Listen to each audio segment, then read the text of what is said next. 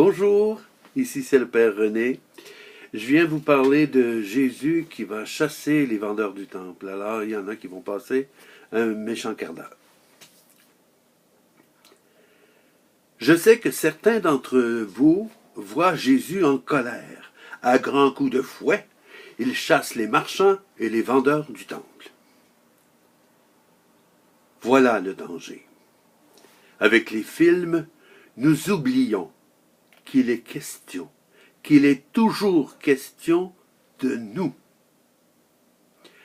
C'est le Christ en nous que Dieu recherche. Posons-nous la question. Que cherche à nous dire l'évangéliste? Que cherche-t-il à nous dire en nous montrant Jésus chasser les vendeurs du temple? Nous devons toujours nous rappeler que le temple dont il est question, c'est le temple de nos personnes.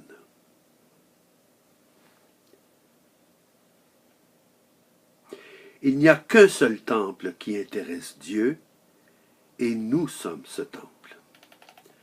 Dans ce verset des évangiles, l'évangéliste veut nous dire avec quelle détermination nous devons vivre à la suite de Jésus.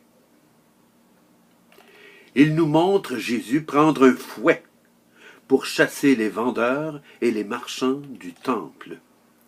Avec ces deux mots, l'évangéliste nous montre avec quelle détermination nous devons agir pour vivre selon les enseignements de Jésus.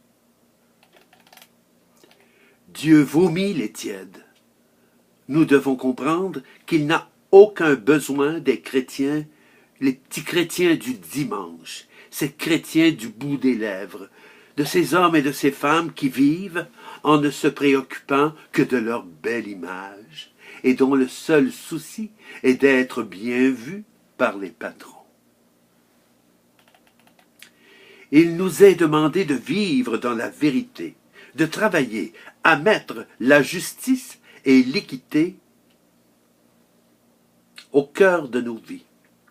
Jésus compte sur nous pour être des semeurs de joie, de paix, de justice et d'amour. C'est ça, être chrétien. Nous devons toujours nous rappeler et vivre selon les enseignements de Jésus. Ce que vous faites au plus petit d'entre les miens, c'est à moi que vous le faites. C'est du temple de nos personnes que nous devons chasser ce qui n'est pas de Dieu. Ne pas oser contredire certains chefs, certains patrons, pour ne pas s'en faire des ennemis, il est évident que Jésus sortirait le fouet. Quand des décisions peuvent être injustes pour nos sœurs et nos frères, jeunes et vieux, nous devons trouver des moyens pour dénoncer ces traitements injustes et qu'ils soient corrigés. Rien ne nous oblige à nous exposer. Protégez-vous. S'il le faut, soyez rusés, mais ne laissez jamais les personnes vulnérables souffrir des décisions injustes de la part de vos mauvais chefs ou patrons.